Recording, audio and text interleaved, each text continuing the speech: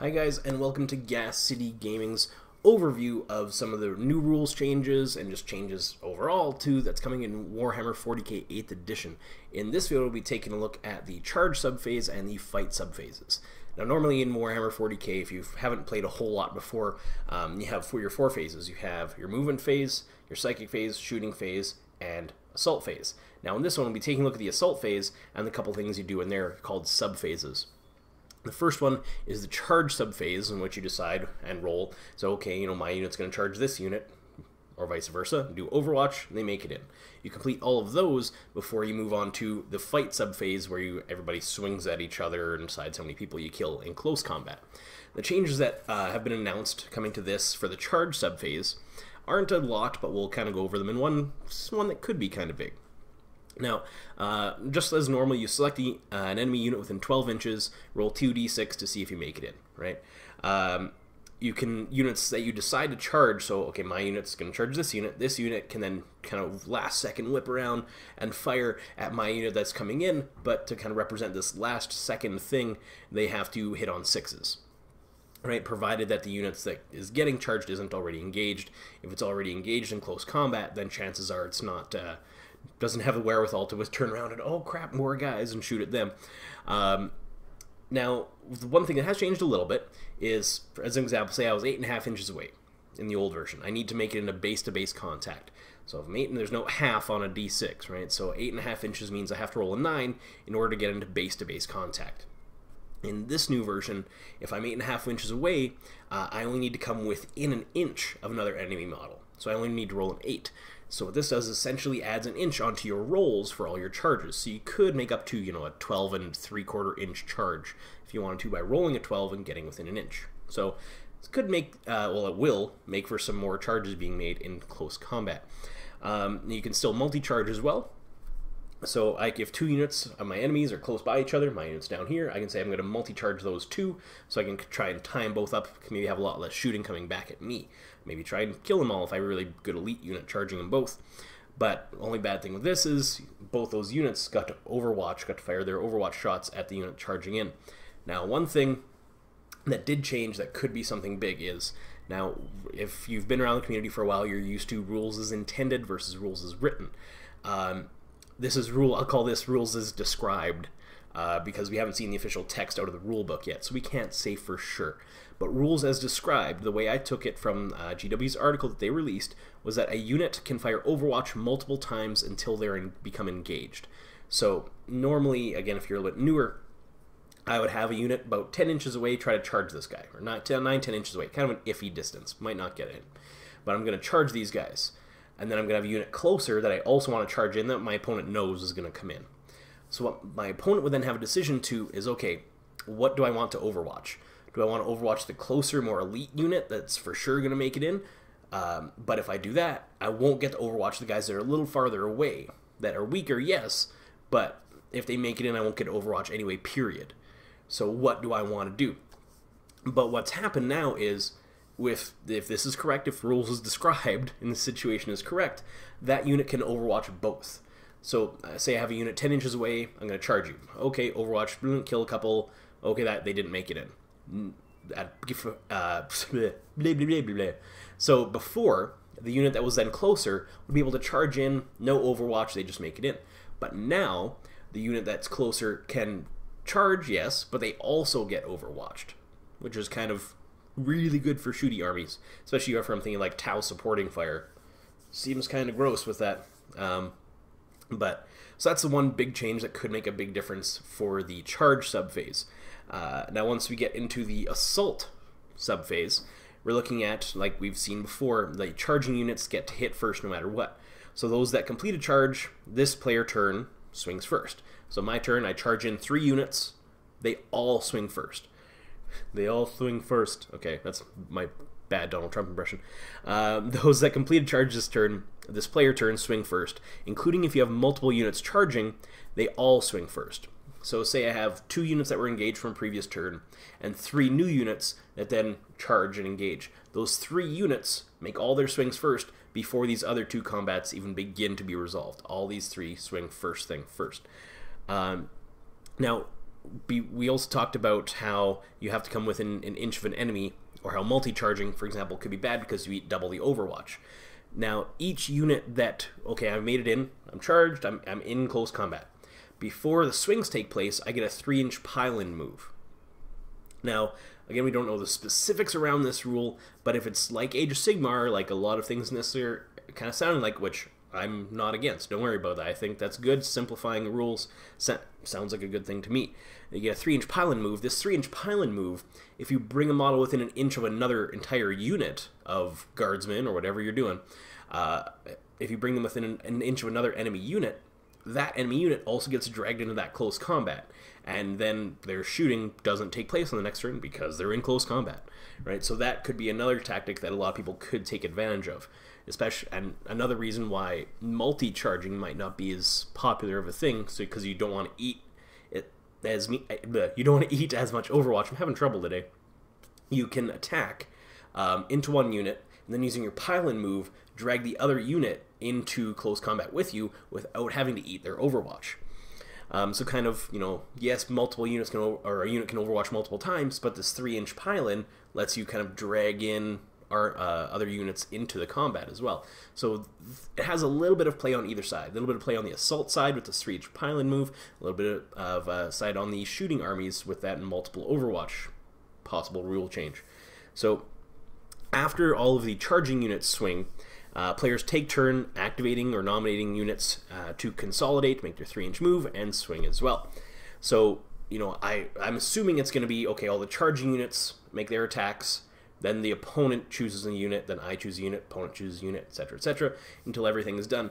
I do really like this. If you've ever watched a game of Age of Sigmar before, or played it maybe, it adds a whole new tactical swing to things that people, I think, really didn't expect. Because, for example, okay, I have my one elite guy over here, and a group of 3 or 4 guys over here. I get to pick one. Okay, do I want my elite guy to swing into this unit, because maybe he might die and I won't get to swing with him at all, or do I want this larger unit to swing in and get more attacks, maybe do more damage, right? Because then my opponent then gets to pick, okay, do I want to kill his elite unit, or do I want to kill this bigger group over here or try and do some damage to them so they get less attacks? It adds another tactical level to the combat that I really like. It's sounds really simple, but I think it could be surprisingly deep, and hopefully it ends up being that way as well. Again, if you've played Age of Sigmar, you know about how deep it can get, and I really enjoy that. So some units can interrupt this sequence, so of taking turns, such as the examples they gave were Tyranid Lash Whips and Slaaneshi Demons, as well as, if you've watched some of the other videos, you get certain command point abilities that are kind of like doctrines, or things you can activate in the game that can interrupt these. I'm guessing the Tyranid Lash Whips say something like, oh, a player, once you activate these, you get to activate another unit and you skip your opponent's next choice. Something like that, since initiative is no longer a thing. So with initiative no longer being a thing, it's going to just be neat to see what kind of rule they make do that. It says, okay, after you activate your Tyranid with Lash Whips, I'm sorry, I don't know Tyranids that well, guys. After you activate your Tyranid with Lash Whips and they attack, you get to immediately choose another unit and swing with them as well. Something like that, I can see the rule being.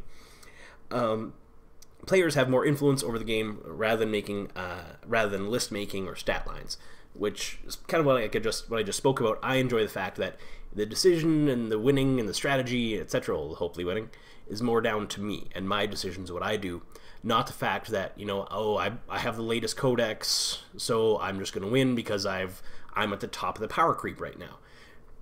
If you've played recently, you've probably noticed that if you've been around for a few editions. Like when I started playing, I had Space Marines, everybody has Space Marines. And then the second army I bought was Necrons. Necrons quickly got a new codex, and I was like, holy crap. I kind of feel bad playing other people, because we'd have tournaments and there were prizes at the tournaments. If you and me are just playing for fun, I'll bring a more fluffy list. But if I'm playing in a tournament and there are prizes at the tournament, I'm going to try to win. I'm going to try and do my best. It's my whole, no matter what I'm doing, I want to play other people at their best, because I want to have a good game. I don't want to beat somebody when, you know, it's just not fun when you beat someone when they aren't doing their best.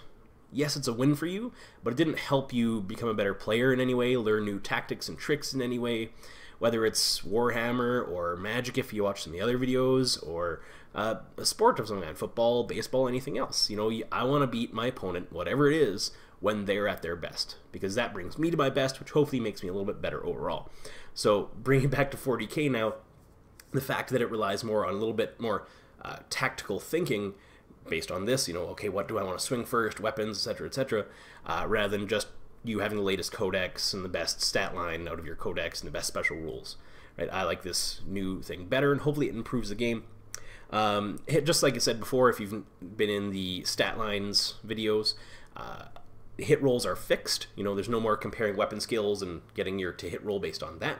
It's just fixed at the case we saw 3+. Elite units like Robute Gulliman is a 2+. I know in the article they spoiled, you know, if you have Gazgul Thraka or Swarm Lord elite units, they'll be hitting on 2+. Kind of generic units be 3+.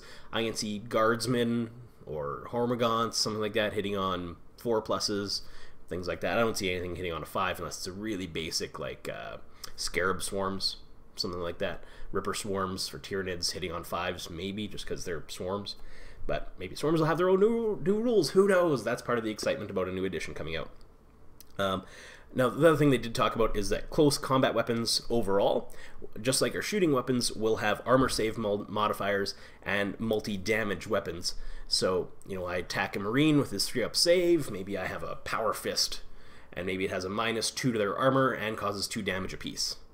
So, I hit you with a Power Fist, you fail your 3-up save becomes a 5-up, you fail that, 2 things die. Or sorry, if we're going by what's been talked about, your big model would take 2 wounds instead of 1. Right? Say you have a Terminator, it would kill a Terminator outright with just 1 Power Fist swing. So maybe that's something that'll come up. Just like our shooting weapons, in close combat we'll have those armor modifiers and multi-damage weapons. So that's all as far as changes or new releases or reveals, spoilers, whatever you want to call them, that's happened today. So that being said, so far we've seen our movement phase, what's going to happen in there, shooting phase, or psychic phase, shooting phase, most of our assault phase, right, so far, right, well, pretty much all of it so far.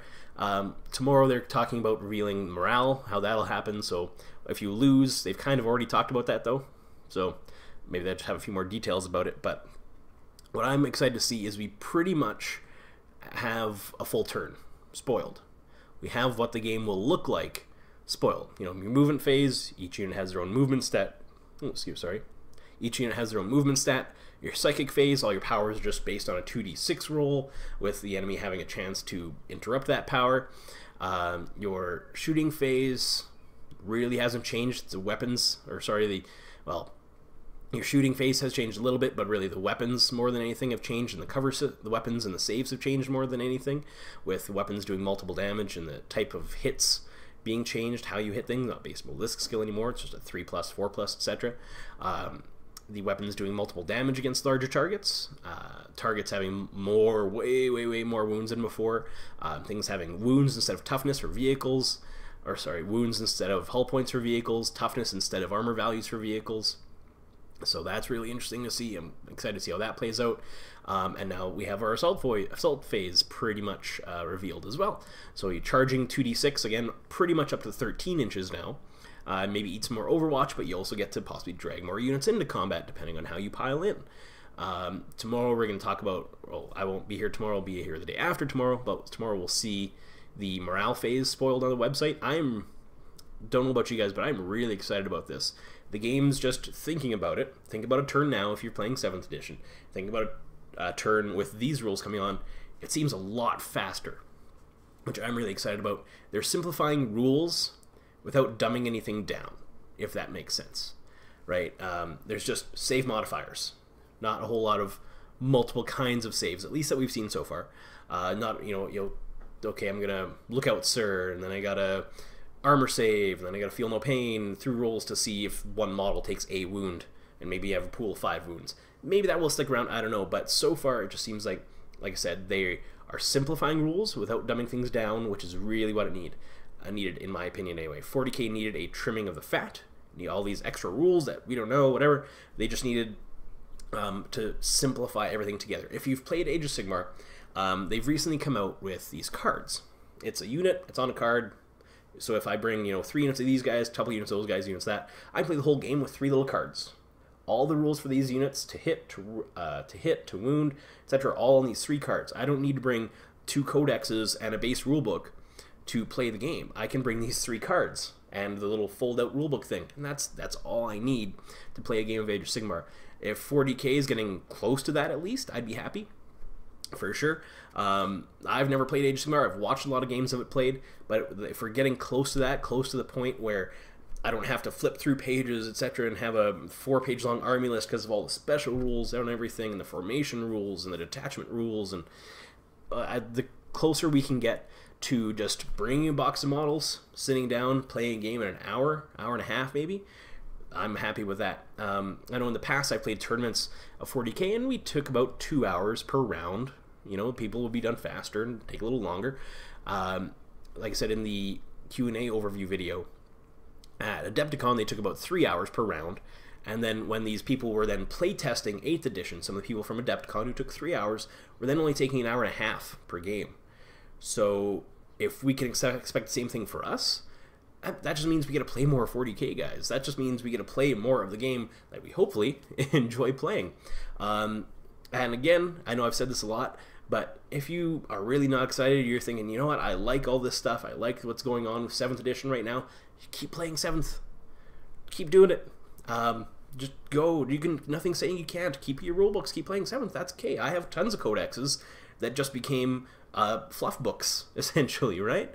I'm sure you did as well if you're watching this, probably. But keep playing 7th and you're enjoying it, right? There's, again, the last thing I want to see, I know I said this a couple videos ago, but the last thing I want to see is people hating on the game because it's changed. You can keep playing a game you enjoy. It's like when, say if you like playing a board game, Ticket to Ride. If you're not familiar with Ticket to Ride, it's a board game. But they come up with a new version of Ticket to Ride, and I don't like it, and I don't want to play it. Well, you have your box of Ticket to Ride that you like to play, right? You don't have to move away from this. You have your box, you can keep playing with that. You have your codexes, you can keep playing with that. You have your 7th edition rulebook, you can keep playing with that. The last thing I want to see again is people destroying minis that just because some rules changed, right? The stuff that you've put so much hard work into, that you put all this time in building, painting, even if you didn't do that, say you bought off somebody else, all these things that you've spent so much time from your life enjoying, from my life enjoying, respect them and don't waste them. Alright, so that's kind of the end of my rant portion of today's video. But if you guys have anything else to add, to say, I'd love to hear you in the comment section down below. Please like, share, subscribe, do everything that helps people know that this channel exists to spread the love that is 40k. You can follow me at Dave2619, twitch.tv/Dave865, and of course subscribe to Gas City Gaming to get all the news coming up about Warhammer 8th edition, and when the full stuff starts coming out, we'll be talking with you guys about that for sure. I hope you guys have an awesome rest of your day today, and remember, the Emperor protects.